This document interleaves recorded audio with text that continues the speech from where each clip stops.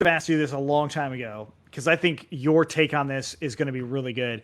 How do you become let's say, any freelancer? The question is from Himith related to a Django freelancer, but let's just say freelancer, especially from the business side of things, knowing what you know technically, how do you actually become a freelancer?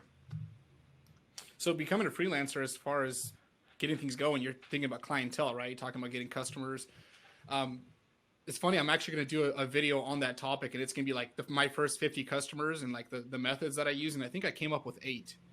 Um, one thing I'll say about being a freelancer is that you're a business owner. Like a lot of people kind of mix that up and they think that okay, I'm going to be able to get these clients and I'm going to code all day and that's what I enjoy doing. Well, once you're a freelancer, you're going to be a business owner. So it's all about networking, relationships. That's key for all of this.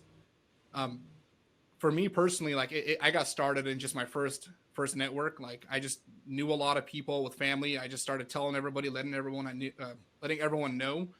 Once I kind of got that first customer base, I was able to mine clients very well. So it's really about keeping your clients happy, um, networking through those clients because business owners know business owners, and you're just going to have to understand their needs and understand their markets very well. Because freelancing, again, outside of the coding part, where whatever you're using, if that's WordPress, like I used WordPress when I was doing it, I haven't freelanced in at least 3 years now. Um, and I'll still do it every once in a while, but that was the big thing, was just networking, knowing how to pitch it and understanding the customers. Like one something that's funny is people selling websites for like $300 or whatever it was. Like a lot of people will say that. I'm sure you've seen it, and it's usually overseas. And they always ask how I can raise that price. Well, it's really in the quality of the customer.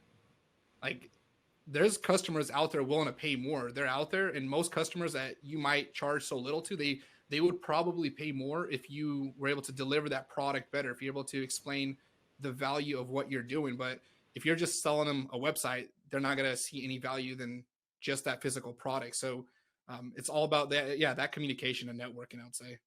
I don't know if that's a good enough answer, but yeah, I kind of wanted to elaborate on that in that Yeah, video and go through getting those clients. But sure. that's Yeah, really yeah. it. Perhaps everyone should just watch that video. But um, I guess like one of the things is, how do you actually keep a client happy?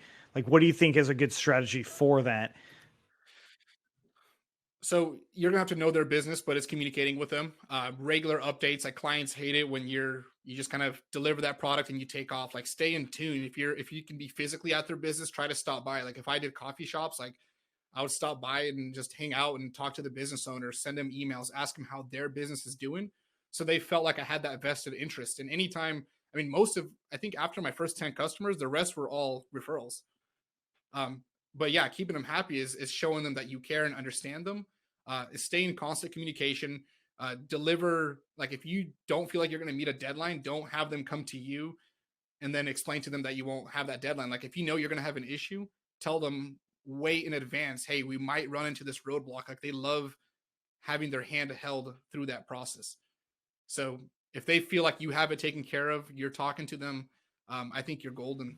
That's Yeah, You really set up a yeah. strong gig. I think that's good advice. Is a lot of freelancers kind of go dark and then come out Yeah, of nowhere in a few weeks. And honestly, even if you're behind, you tell them that stuff. And I mean, that's what you're saying is just communicating really as well as you possibly can. Um, yeah.